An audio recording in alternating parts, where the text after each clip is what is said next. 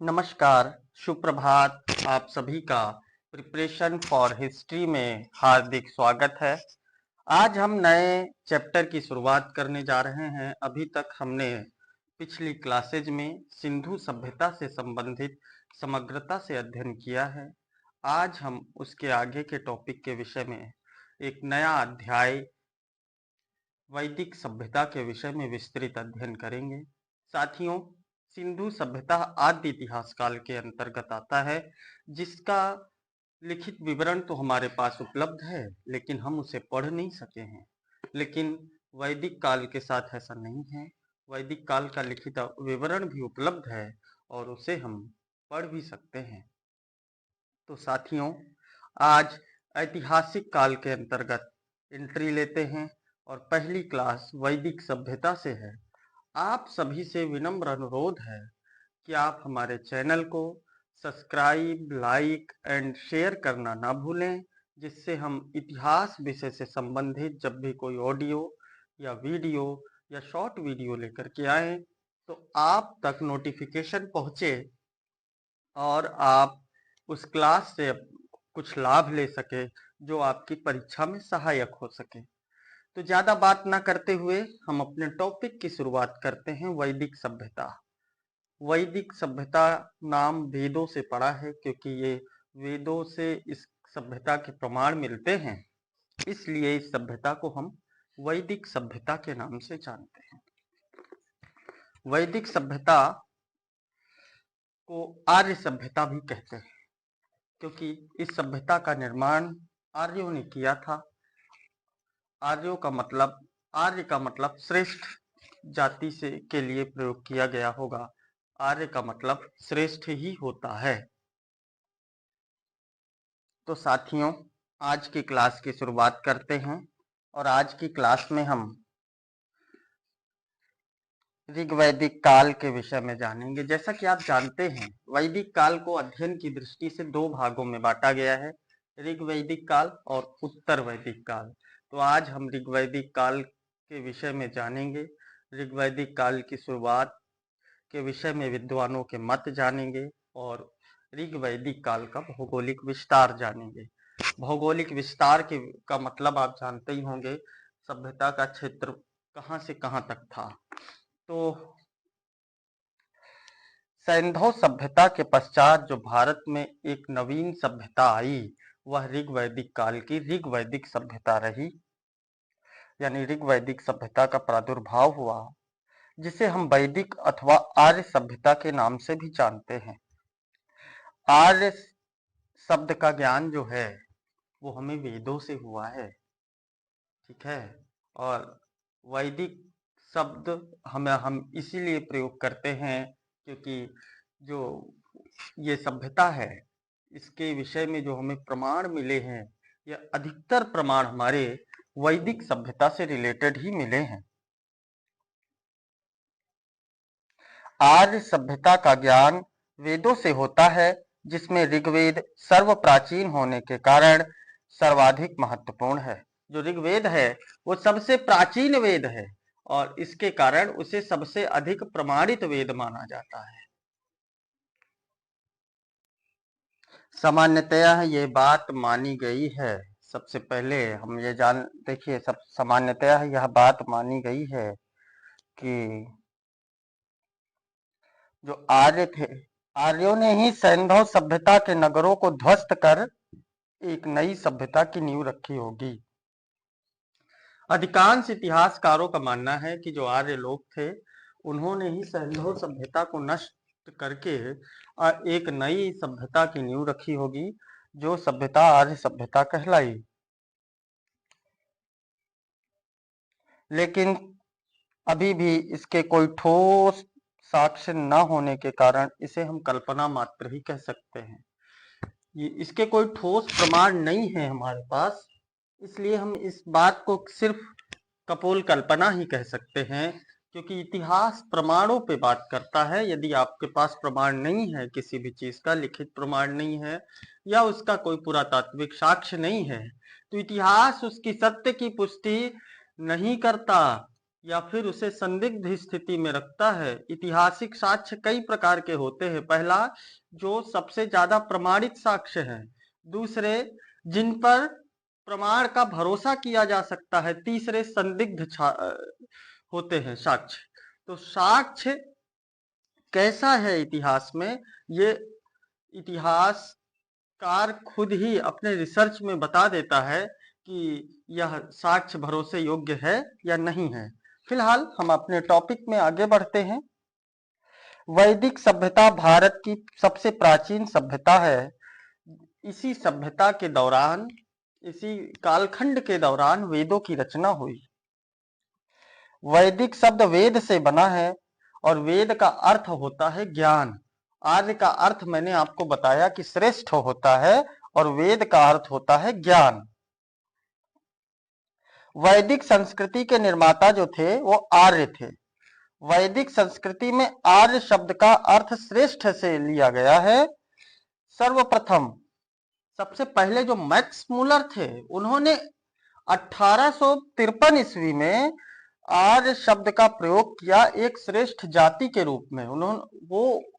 Max Muller ने एक श्रेष्ठ जाति बताया आर्य को और कहा कि आर्य एक कुलीन और श्रेष्ठ जाति के लोग रहे होंगे, और इस शब्द का उन्होंने प्रयोग किया सर्वप्रथम 1853 में। आर्यों की भाषा जो थी वो संस्कृत थी। ध्यान रखिएगा आप लोग, आर्यों की भाषा जो थी वो संस्कृत थी।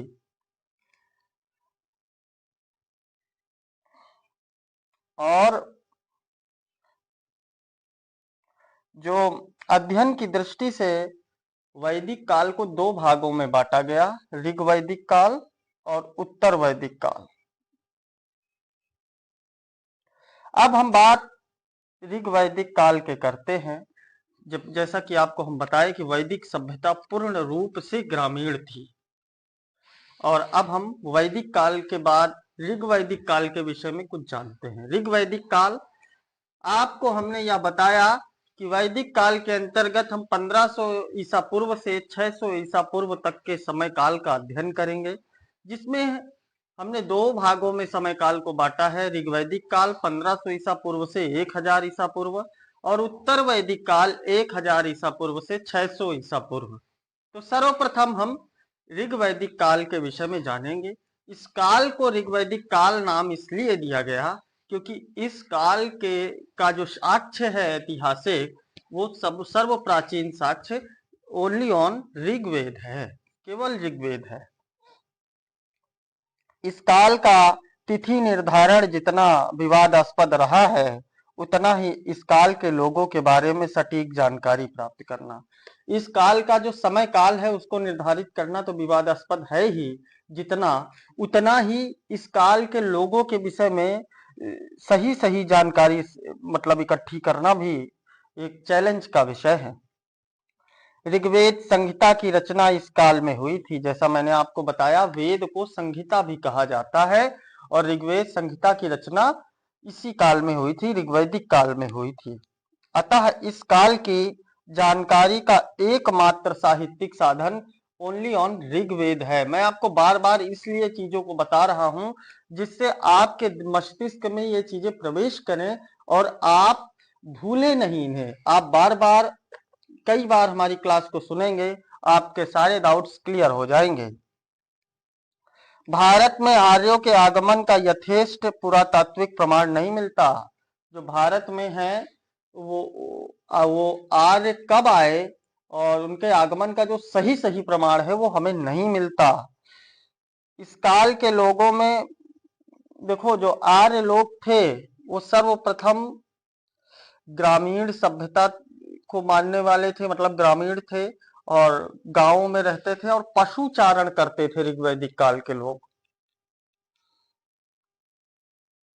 आर्यों के द्वारा प्रयुक्त छेद वाली कुल्हाड़ियों के साक्ष्य मिले हैं और कांसे की कटारें पश्चिमोत्तर भारत से प्राप्त की गई हैं। कांसा, जैसा आप जानते हैं कांसे के विषय में कि कांसा दो धातुओं के मिलन से बनता है, तांबा और टंगस्टन टिन के मतलब मेल से तांबा बनता है, वो कांसा बनता है।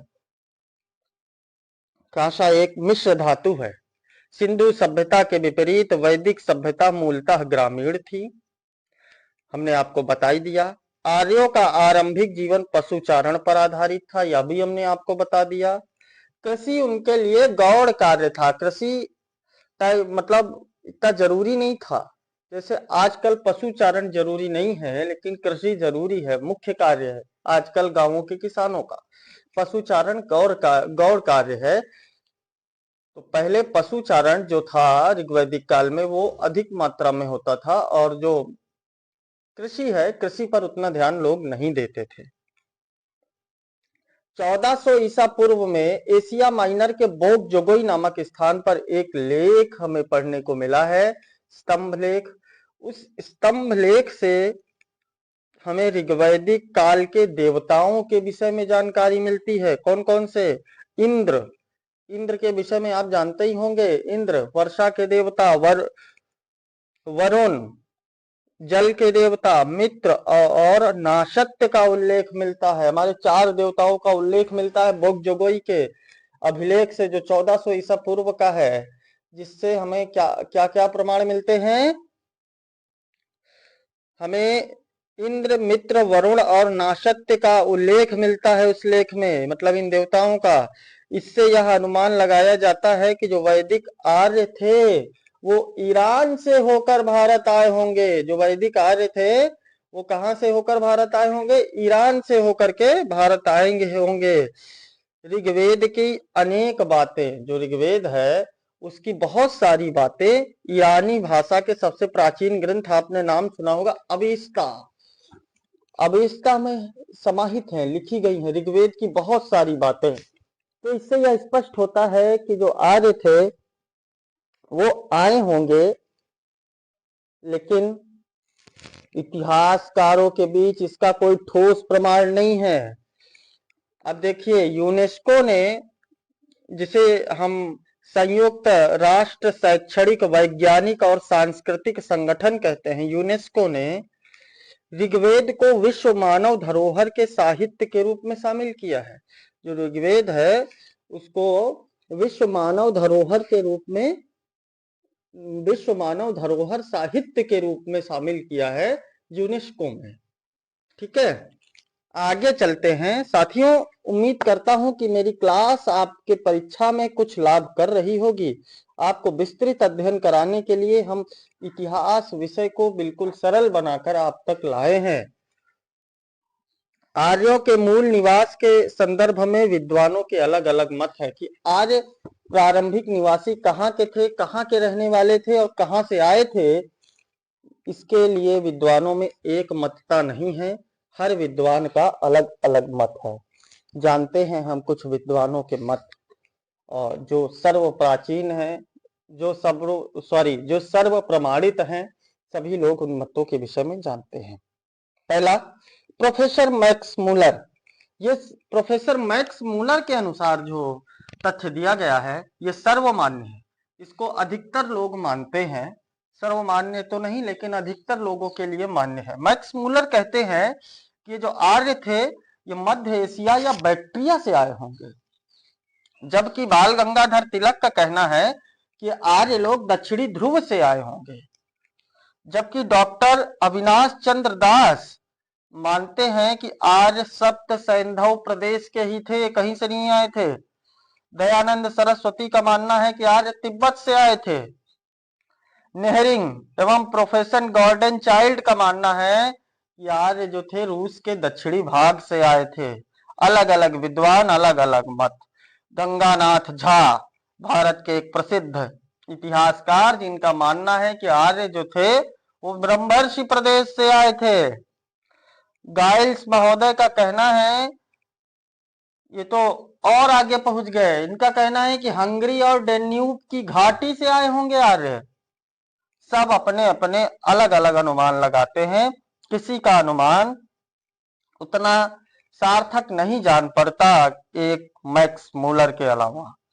पेंका कहते हैं कि ये जर्मनी के मैदानी भाग से आए होंगे। जो इतिहासकार जहां का है वो वहीं के विषय में गुणगान कर रहा है, जबकि प्रोफेसर मैक्स मूलर ने जो कहा वह बात अधिक तर्क संगत लगती है कि आर्य मूल रूप से मध्य एशिया के निवासी थे। अब हम आर्यों की सभ्यता के भौगोलिक विस्तार के विषय में विस्तृत अध्ययन करने जा रहे हैं। आपने यदि हमारे चैनल को अभी तक सब्सक्राइब, लाइक एंड शेयर नहीं किया हो तो आप हमारे चैनल को सब्सक्राइब करें, लाइक करें और शेयर करें, जिससे हम आपके लिए प्रतिदिन नवीन क्लासेज लाते रहें और आपकी परीक्षा में हम आपकी मदद करते रहें। तो सिंधु सभ्यता का भौगोलिक माफ कीजिएगा, वैदिक सभ्यता का भौगोलिक विस्तार। हम कई दिनों से सिंधु सभ्यता पे अध्ययन कर रहे हैं, तो ख्याल में सिंधु सभ्यता ही आ जाती है, लेकिन जहां भी मैं सिंधु सभ्यता बोलूं वहां गलतीवश वहां आप वैदिक सभ्यता ही समझिएगा। तो वैदिक सभ्यता के विषय में, उसके भौगोलिक विस्तार के विषय में जानते हैं। आर्यों के आरंभिक इतिहास की जानकारी का जो मुख्य स्रोत है, जो आर्यों की शुरुआती इतिहास है, उसकी जानकारी का जो मुख्य स्रोत है हमारे पास, वो सिर्फ ऋग्वेद है। ऋग्वेद में आर्य निवास स्थल के लिए सप्त सैंधव क्षेत्र का उल्लेख मिलता है। जो ऋग्वेद है उसमें, हमारा जो ऋग्वेद है वो कहता है कि आर्य जो थे वो सप्त सैंधव प्रदेश में रहते थे, जिसका अर्थ है 7 नदियों का क्षेत्र। मैंने आपको बताया सप्त सैंधव प्रदेश का जो सिंधु की 7 सहायक नदियां हैं उनके आसपास के क्षेत्र को कहा गया है। और ये नदियां कौन कौन सी हैं? सिंधु, सरस्वती जो अब विलुप्त हो गई है, सुतद्री जो सतलज का पुराना नाम है, विपाशा ब्यास का पुराना नाम है, विपाशा बसु नहीं समझ लीजिएगा, ये ब्यास नदी का पुराना नाम है विपाशा। परुषड़ी, परुषड़ी रावी नदी का पुराना नाम है। वितस्ता, वितस्ता झेलम का पुराना नाम है। आपको याद होगा सिकंदर और पोरस के बीच में जो भयंकर युद्ध हुआ था वो वितस्ता नदी के तट पर ही हुआ था। तो वितस्ता झेलम का पुराना नाम है। और अश्किनी, अश्किनी जो है वो चिनाब का पुराना नाम है। तो ये आपके नाम, पुराने नाम भी नदियों के याद रखना है आपको। ऋग्वेद में किस नाम से नदी को बुलाया जाता था? ऋग्वेद से प्राप्त जानकारी के अनुसार आर्यों का विस्तार अफगानिस्तान, पंजाब तथा पश्चिमी उत्तर प्रदेश तक था। ऋग्वेद के अनुसार जो आर्य थे उनका विस्तार अफगानिस्तान और पंजाब तथा पश्चिमी उत्तर प्रदेश तक आर्य फैले हुए थे, मतलब उनका विस्तार था। सतलज से यमुना तक का जो क्षेत्र था उसे ब्रह्मवर्त प्रदेश कहा जाता था। जो सतलज नदी से लेकर के यमुना नदी तक का क्षेत्र था उसे हम ब्रह्मवर्त प्रदेश कहते थे। लेकिन ये ऋग्वेद के अनुसार बता रहा हूं, लेकिन मनु स्मृति में सरस्वती और दुष्वती नदियों के बीच के प्रदेश को ब्रह्मवर्त पुकारा गया है। तो अगर पूछा जाए कि ऋग्वेद में ब्रह्मवर्त किसे पुकारा गया है तो आप बताएंगे यमुना से सतलुज के बीच का क्षेत्र। और जबकि अगर आपसे पूछा जाए कि मनु स्मृति में ब्रह्मवर्त प्रदेश किसे माना गया है तो आप क्या बताएंगे? तो आप बताएंगे कि सरस्वती से दुष्वती नदियों के बीच का जो रास्ता है, बीच का जो प्रदेश है, बीच की जो जगह है, उसे ब्रह्मवर्त पुकारा गया है। इसी स्थान को ऋग्वैदिक सभ्यता का केंद्र माना जाता था। केंद्र तो समझते ही हैं, केंद्र माना जाता था। गंगा व यमुना के दोआब क्षेत्र एवं उसके सीमावर्ती क्षेत्रों पर भी, जो गंगा और यमुना के बीच का दोआब क्षेत्र है जो सबसे अधिक उपजाऊ है, और उसके आसपास के इलाकों को जो थे, मतलब गंगा और यमुना के दोआब के बीच में जो आसपास के इलाके थे उन पर भी आर्यों ने कब्जा कर लिया था। और जो उन पर जीता तो उस गंगा और यमुना का दोआब और उसके सीमावर्ती क्षेत्र को एक नया नाम मिला, ब्रह्मर्षि प्रदेश। तो गंगा और यमुना के दोआब को हम, गंगा और यमुना के बीच के क्षेत्र को और उसके सीमावर्ती क्षेत्र को हम क्या कहते हैं? ब्रह्मर्षि प्रदेश। बाद में संपूर्ण उत्तर भारत में आर्यों ने अपना विस्तार कर लिया। जो पूरे उत्तर भारत में आर्यों का विस्तार हो गया बाद में, उस जो विस्तार हो गया आर्यों का, तो पूरे उत्तर भारत को आर्यावर्त कहा गया। क्या कहा गया? आर्यावर्त। आपने अपने देश के पुराने नामों में एक आर्यावर्त भी सुना होगा, तो ये वही आर्यावर्त है जो संपूर्ण उत्तरी भारत को ऋग्वेद में आर्यावर्त कहा गया है। उम्मीद करता हूं आपको मेरी बात समझ में आ रही होगी। वैदिक संहिताओं में वर्णित कुल 31 नदियों में से जो कुल वेद हैं, आपको मैंने बताया कि वेद कुल 4 हैं, ऋग्वेद, यजुर्वेद, अथर्ववेद और सामवेद। ऋग्वेद की रचना ऋग्वैदिक काल में हुई है, बाकी समस्त वेदों की रचना उत्तर वैदिक काल में हुई है। ऋग्वेद सबसे प्राचीन और सबसे बड़ा ग्रंथ है, जबकि सामवेद एक संगीतमय ग्रंथ है, संगीतमय वेद है। और जबकि यजुर्वेद एक ऐसा वेद है जिसे हम गद्य और पद्य दोनों में हमें मिलता है पढ़ने के लिए, या गद्य और पद्य दोनों में लिखा गया है। अथर्ववेद जो है वो जादू टोना तंत्र मंत्र से आदि से संबंधित है। सबसे प्राचीन वेद ऋग्वेद है और सबसे नवीन वेद जो है वो अथर्ववेद है। तो वेदों में नदियों का उल्लेख 31 बार आया है। उन 31 बार में से कुल 25 बार ऋग्वेद में ही आया है। लेकिन ध्यान देने योग्य बात यह है कि ऋग्वेद का एक जो नदी सूक्त है, ऋग्वेद सूक्त में बटा है, सूक्त मंत्रों में बटा हुआ है, ठीक है। तो जो ऋग्वेद है उसमें 25 नदियों का उल्लेख है, लेकिन जो उसका नदी सूक्त है उसमें केवल 21 नदियों का उल्लेख है, और अलग जगह ऋग्वेद में उल्लेख है 4 नदियों का। जो नदी सूक्त है उसमें केवल 21 नदियों का वर्णन किया गया है। इस काल की सर्वाधिक महत्वपूर्ण नदी, सबसे महत्वपूर्ण नदी सिंधु को माना गया है, जबकि सर्वाधिक पवित्र नदी सरस्वती को माना गया है। सबसे महत्वपूर्ण नदी, आप ध्यान रखिएगा शब्दों में, सबसे महत्वपूर्ण नदी सिंधु और सबसे पवित्र नदी किसको माना गया है? सरस्वती को। सरस्वती को कई उपाधियां दी गई हैं, देवी तमा, मातो तमा एवं नदी तमा की उपाधियां भी दिया गया है ऋग्वेद में। यानी जैसे वर्तमान में गंगा नदी का महत्व है, उससे कहीं ज्यादा ऋग्वैदिक काल में इन नदियों का महत्व था। लेकिन सरस्वती नदी का महत्व था, लेकिन आज हम सिर्फ शब्दों में महत्व रखते हैं। ऋग्वैदिक काल में, ऋग्वैदिक काल के लोग वास्तविकता में इन नदियों को देवी की उपाधि देते थे और माता की उपाधि देते थे, और देखिए, और नदियों में उत्तम की उपाधि देते थे। तो सब कुछ उस समय सरस्वती नदी सबसे पवित्र नदी और आस्था की नदी रही है।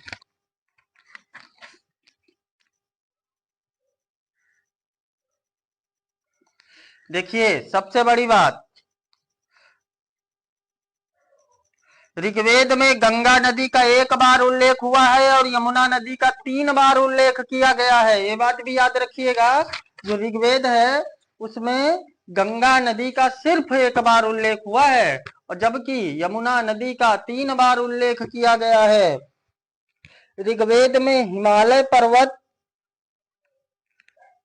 का भी उल्लेख है, और उसकी एक चोटी जिसे हम मूजवंत भी कहते हैं, मूजवंत का भी उल्लेख इसी उसमें मिलता है, या इसी काल में मिलता है, या ऋग्वेद में ही मिलता है। आइए अब हम जानते हैं कुछ आधुनिक नदियों के पुराने नामों के विषय में। एक सूची है जिसके विषय में हम पहले आपको नदी का नाम बताएंगे और फिर उसका प्राचीन नाम बताएंगे।